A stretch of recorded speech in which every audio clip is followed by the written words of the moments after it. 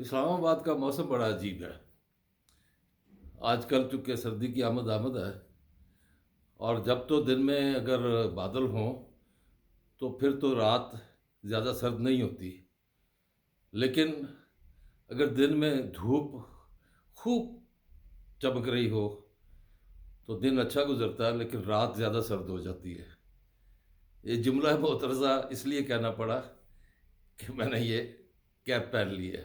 اور ویسے بھی آپ بھی دیکھیے کہ بجلی اور گیس کے بل بہت زیادہ بڑھ رہے ہیں، تو آپ بھی کوشش کریں کہ زیادہ سے زیادہ کپڑوں سے اپنے آپ کو ڈھانپیں، یا بجلی کے ہیٹر یا گیس کے ہیٹر استعمال کریں گے تو پھر اللہ پناہ، کیونکہ 400% گیس کے بلوں میں اضافہ ہوا ہے اور ابھی تک گیس کے بل نہیں بھجوائے گئے، جبکہ بجلی کے بل جو ہیں وہ جولائی اور اگست میں، جو ایک نیپرا کے پاس رپورٹ آئی ہے، 1 کروڑ سے زیادہ صارفین جو ہیں ان کو یہ 30 دن کے بجائے 30 دن گزرنے کے بعد اوپر کر کے، تاکہ اس سے سلیب بڑھ جائے اور اس میں زیادہ بل جو ہے وہ وصول کیے گئے۔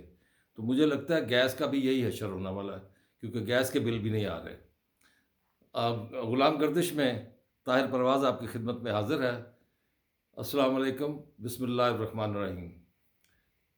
یہ دھمکیاں کیا ہیں، اور یہ دھمکیاں کیوں دی جا رہی ہیں، اور کون کس کو دے رہا ہے، یہ کیا ہو رہا ہے؟ اور پھر الیکشن بھی 8 فروری کو کرانے کا اعلان کیا گیا ہے، جس پر قاضی فائز عیسیٰ صاحب نے مہر بھی لگا دی ہے۔ اب یہ مہر کیسی ہے؟ کہ ایسی مہر تو نہیں ہے کہ جو جس کے اوپر پانی پھیر دیا جائے تو وہ ختم ہو جائے۔ میں تو الیکشن پہ کوئی بات نہیں کرتا۔ قاضی صاحب نے کہا تھا کہ اگر الیکشن پہ کوئی بات کرنی ہے تو اپنی بیگم سے کریں، تو میں نے تو کوئی بات نہیں کی اب، لیکن بیگم نے بات کی ہے۔ اب اس کے بارے میں چیف جسٹس قاضی فائز عیسیٰ کیا کہیں گے؟ بیگم نے صرف اتنا کہا، حالانکہ ہر وقت وہ ڈرامے دیکھتی ہیں، کہیں غلطی سے خبریں دیکھ لی، اور خبر دیکھی تو انہوں نے کہا کہ یہ وزیر داخلہ نے کیا کہہ دیا ہے، کہ ان کے پاس رپورٹ آئی ہے کہ سیاسی قائدین جو ہیں ان پر دہشت گردی کے حملے ہوں گے، قاتلانہ حملے ہوں گے، تو یہ تو پھر الیکشن تو نہیں ہوں گے۔ میں نے کہا خاموش، کیونکہ آپ کے بارے میں ایسی کوئی بات عدالت کی طرف سے نہیں آئی۔ البتہ ہمیں پابندی ہے کہ ہم اس پر کوئی رائے نہیں دے سکتے، چلے ہم رائے نہیں دیتے، لیکن یہ دھمکیاں، اور وہ بھی وزیر داخلہ سرفراز بگٹی جو نگران وزیر داخلہ ہے، انہوں نے کنوے کی ہیں۔ انہوں نے کوئی اس کا جواز تو نہیں بتایا، لیکن انہوں نے کچھ لیڈروں کے نام بھی لیے ہیں، جن میں پہلا نام سر فہرست مولانا فضل الرحمان۔ اب مولانا فضل الرحمان کا نام آتے ہی بندہ سوچ میں پڑ جاتا ہے کہ ان پر پہلے بھی دہشت گردی کے حملے ہو چکے ہیں، اور ویسے بھی دہشت گرد ابھی پاکستان میں موجود ہے۔ ہماری بہادر فوج ان کو چن چن کر خوارج کا خاتمہ کر رہی ہیں، لیکن دہشت گردی ختم نہیں ہو رہی۔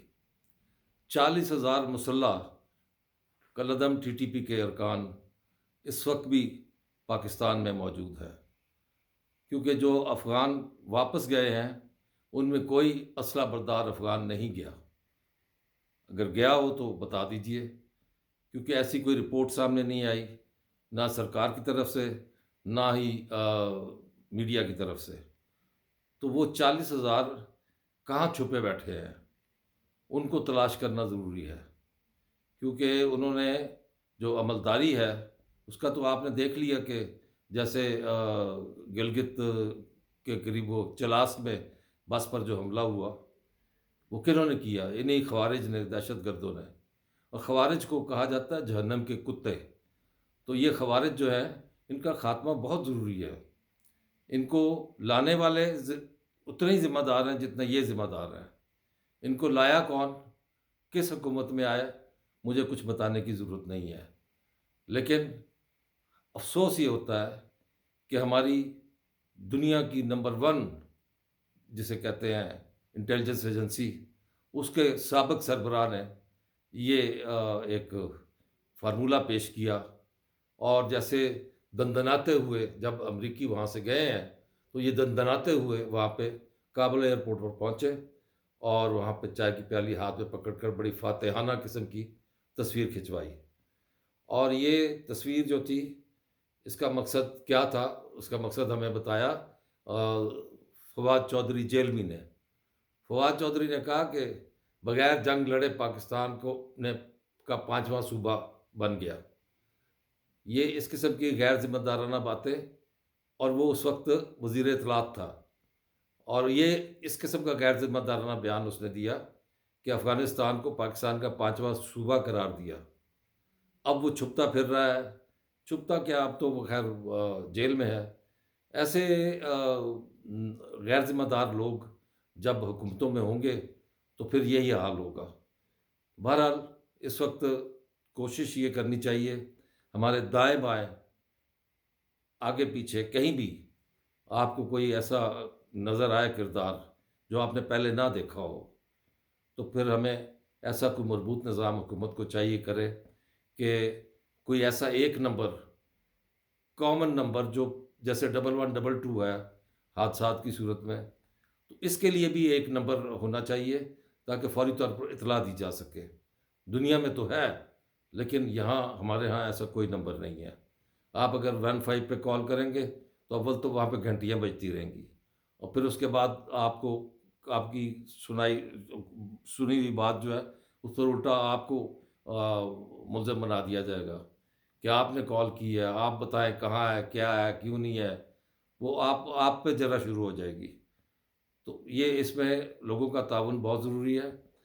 میں اکثر یہ کہتا رہا ہوں کہ دہشت گردی بھی ملک سے ختم نہیں ہوئی. جو اطلاعات نگران حکومت کے پاس آ رہی ہیں وہ انتہائی خوفناک ہیں، اور وہ اتنی خوفناک ہے کہ وہ دھمکیاں نہیں ہیں، وہ باقاعدہ اطلاع دے کر وہ اس قسم کی کارروائیاں کر رہے ہیں. آپ دیکھیں کہ کہیں بلوچستان کے کسی علاقے میں، کہیں پنجاب کے، کہیں خیبر پختونخوا میں، اور کہیں بلوچستان میں، اور سندھ میں بھی. اب سندھ میں کیا ہو رہا ہے؟ سندھ میں پراسرار طریقے سے کارروائیاں ہو رہی ہیں. ایسی پراسرار کارروائیاں ہو رہی ہیں کہ ان کا پتہ نہیں لگ رہا. یعنی کہ یہ اس کو ہم اسٹریٹ کرائم نہیں کہہ سکتے. لوگ منہ پر ماسک لگا کر اور لوگوں کو مار رہے ہیں. اور جو اکثر ایسے کیسز آئے ہیں کہ جن میں نہ موبائل چھینا گیا، نہ ان کے پیسے چھینے گئے، لیکن انہیں مار دیا گیا. اب یہ دہشت اور خوف کی فضا پیدا کرنے کے لیے جو صورتحال پیدا کی گئی ہے، اس کے لیے کم از کم حکومت کو کوئی مضبوط ٹھوس لائحہ عمل بنانا ہوگا.